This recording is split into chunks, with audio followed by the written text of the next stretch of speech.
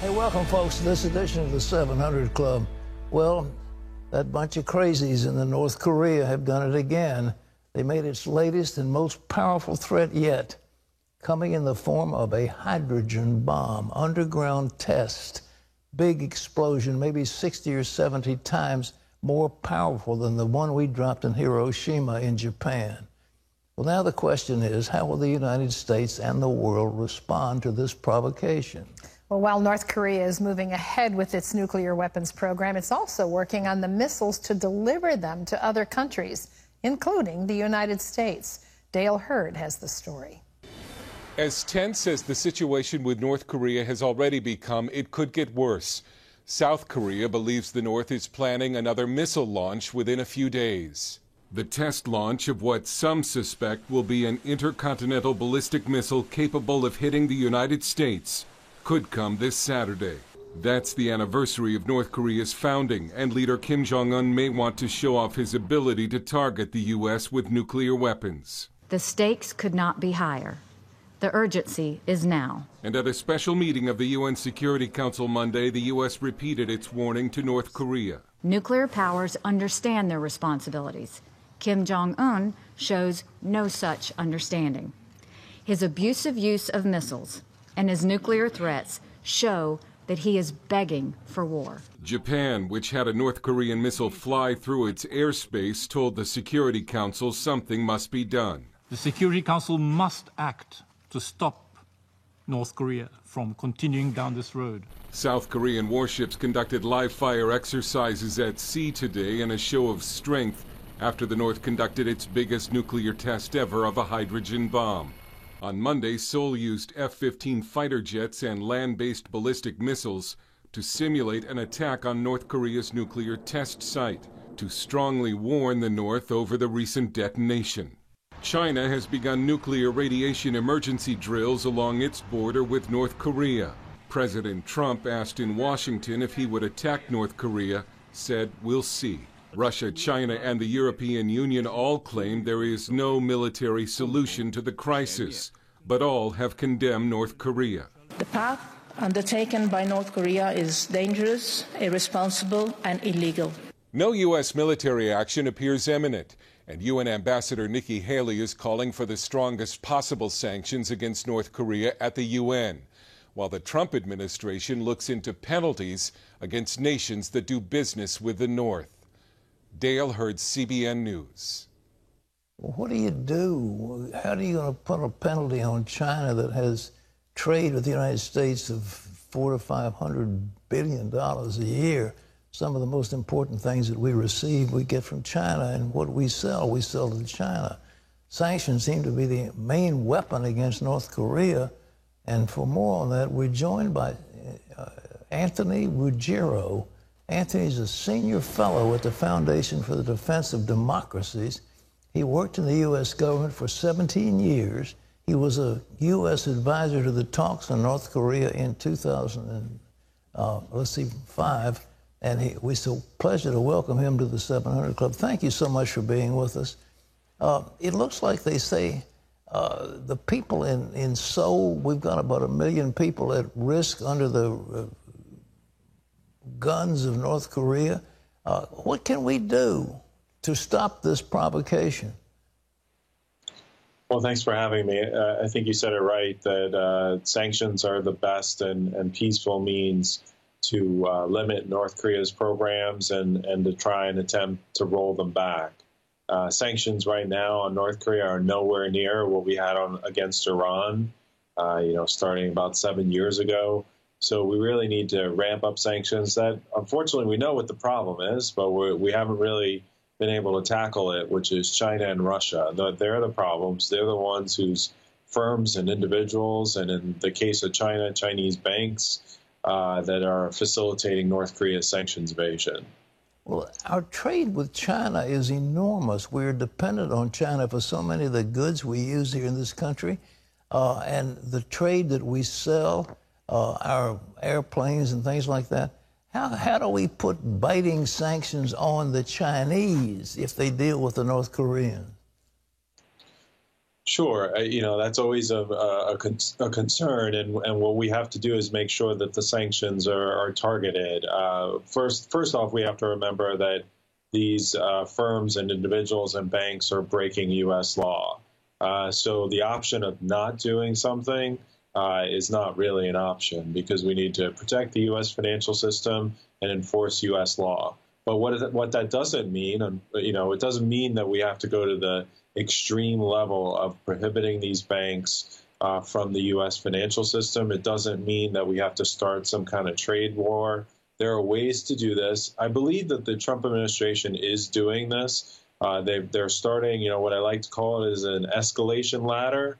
And they're right now sort of at the bottom of that ladder. They're moving up that ladder slowly. They've gone after one Chinese bank. They've gone after a bunch of Chinese companies and individuals.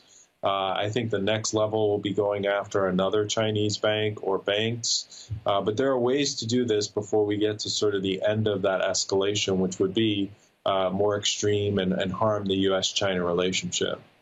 Anthony, we have at the NSA the most sophisticated cyber warfare capability in the world. Could we use that against North Korea to really shut them down from a cyber attack?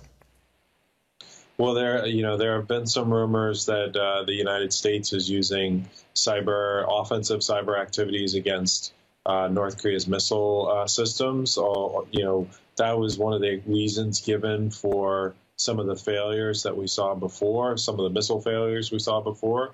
But now we've seen a string of successes, so maybe there's not a one-for-one match. Certainly, that would be something that should be looked at. I'm more focused, frankly, on defending ourselves against North Korea's cyber activities. After North Korea really tried to devastate Sony Pictures after the movie The Interview in 2014, and some of the things that North Korea has done against South Korea in the cyber realm, and trying to steal $1 billion from a Bangladesh bank using the New York Federal Reserve.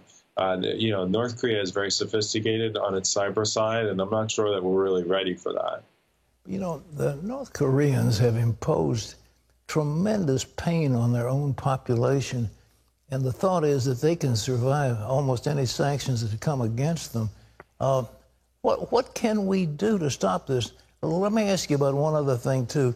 The idea of an EMP blast of a nuclear missile in the atmosphere, say 10, 15 miles in the air above Chicago, could literally fry all the electronics in America. Have you considered that? And are people taking that seriously? And what can we do to defend against it? So on your first point on human rights, certainly North Korea, starves its own people. The numbers are anywhere, probably 100,000 of their own citizens in essentially, prison camps, suffering levels of torture that probably people cannot even imagine. And certainly the regime does not use its revenue for its people.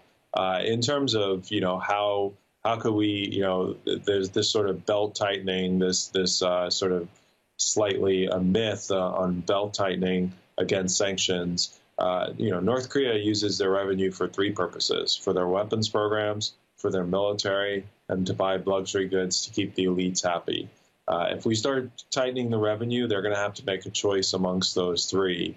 And all three are necessary for survival. So for them, they're going to have to make some tough choices. On an EMP, I haven't seen any evidence that that's their goal or purpose. I think it's more likely if they were going to send a missile toward the United States that it would have a nuclear weapon that they would be intending to use against the United States versus an EMP, which we haven't seen really any evidence of them testing.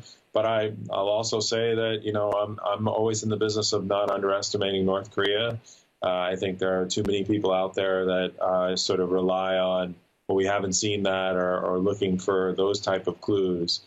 So North Korea could certainly be working on, next level, EMP or something along those lines.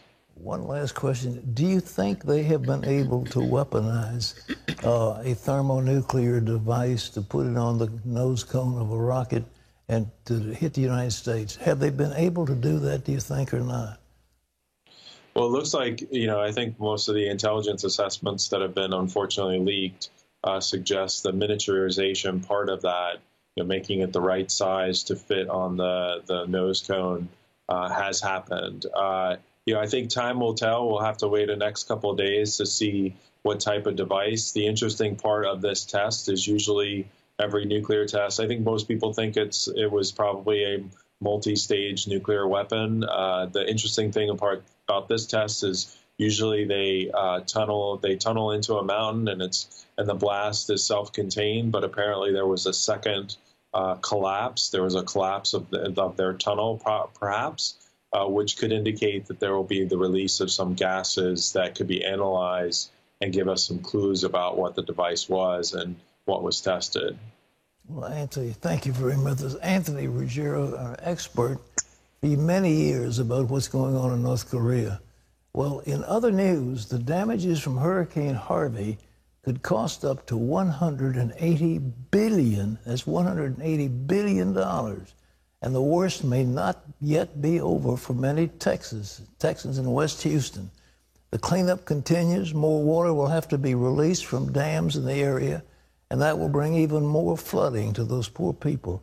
Our reporter, Erik Rosales, shows us the new damage it will leave behind.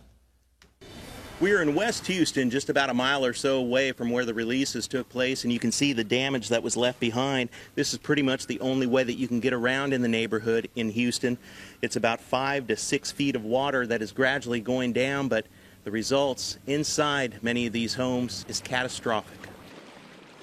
It's completely wiped out. Everything's at least within 2 feet of water, at least up there. All the furniture's gone, appliances, everything. Engineers tell CBN News the rush is on right now for hundreds of thousands to get as much as possible out of their water-soaked West Houston homes, because over the next 5 days, more water has to be released from 2 nearby reservoirs, which were built in the 1940s. Emergency workers say the dams are showing their age and could give way if more water is not released to ease the pressure on them. Meanwhile, people have been going through their homes and taking stock of the damages. We lost a lot, but it's just worldly possessions. They are just grateful to fellow Texans, strangers who have showed up at their home to help rip out the carpet and drywall. There's so much beauty that the Lord is bringing out of this. I just can't tell you. It's worth it all almost, because it's really what it's all about. It's the bride of Christ being together in one. We're blessed. We're truly blessed to have some friends who had a house to allow us to move there and say, look, don't worry about it for now. Just get in, get your stuff in there. It's your home, and be blessed. The whole Church Unlimited network. Raise your hands. Raise your hands. All right. That's all. In Rockport, along the Texas coastline, and nearly a dozen other cities throughout the state, Operation Blessing is providing people with important supplies they need, along with emotional support. I need y'all to fill this out front and back. There's 4 pages, lots of signatures. Working side by side with FEMA crews, Operation Blessing volunteers help clean up what Hurricane Harvey left behind. I feel real bad, and that's why I came out here to help out and, do my part, into helping out. Something. It's little something, but something. But through it all, Texans are strong, resilient, and know God will bring a brighter tomorrow. And y'all are out there helping more people. Operation Blessing, y'all are the only people that I've seen out here helping right now. Operation Blessing, the word blessing y'all are a blessing right now to us here in this community. This is one of the neighborhoods hard hit by the floodwaters. You can see all of the worldly possessions of someone, and this is what's happening neighborhood after neighborhood. This actually was cleared out by members of Operation Blessing, volunteers from Operation Blessing, and you go through this, and this is people's stuff. They have furniture, they have clothes, they have toys, and that's the biggest thing is the parents are trying to get rid of these toys because what was in that floodwater, everything from gasoline to oil to even raw sewage. We're joined with Jody Geddes from Operation Blessing. Thank you so much for joining us.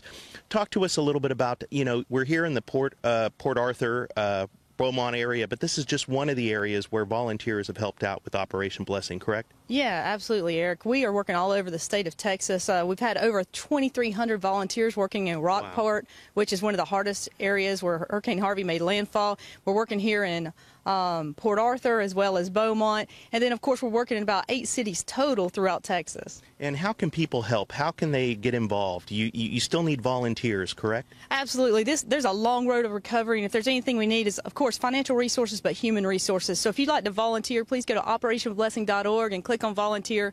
We'd love to have you come out and help us help the people of Texas. And you're also providing spiritual healing as well for them. Oh, my goodness, absolutely. I mean, the greatest calling we have is to resurrect hope in people. I mean, they're devastated. This is Ruth's home behind me, elderly lady that has a disabled adult niece that lives behind her, as well as, you know, elderly people all around. They're in total state of shock, lots of tears yesterday. Just here to love on them. All right. Well, thank you so much for your hard work with Operation Blessing. Thank you so much, Jody. Well, again, folks out here, they lost everything. You know, I mean, anything that anybody can help, just go to operationblessing.org, and that's the way to do it. Pat? Eric, I want to say one word to Jody before she leaves. Jody, tell me about the faith level of these people. It's extraordinary. They have lost everything, devastation, and they're just helpless. And you know, what is the spiritual level of these wonderful people? Well, Pat, they're trying to hold on to hope, of course, but as I walked the streets yesterday in this neighborhood, it was tough.